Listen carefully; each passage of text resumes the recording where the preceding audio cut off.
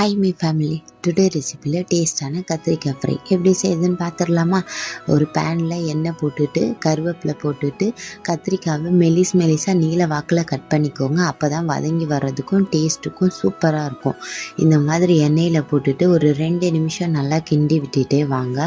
ஏன்னா கத்திரிக்காய் வதங்கணும். அதனால தான் இது கொஞ்சம் வதங்கினதுக்கப்புறம் லைட்டாக சால்ட் ஆட் பண்ணிக்கோங்க.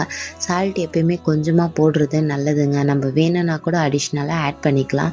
நீங்கள் அதை ரெகுலராக செய்ய உங்களுக்கு அந்த அளவு தெரிஞ்சிடும். ஸோ எனக்கு தெரியும், அதனால் நான் தேவையான அளவு ஆட் பண்ணிக்கிட்டேன்.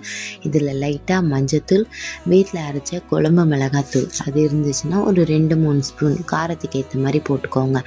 ஏன்னா இந்த கத்திரிக்காய் ஃப்ரை ரசம், சாம்பார், தயிர் சாதம் இந்த மாதிரி சாதத்துக்குலாம் அவ்வளோ சூப்பராக இருக்கும். அதுக்காக தான் நான் சொல்கிறேன்.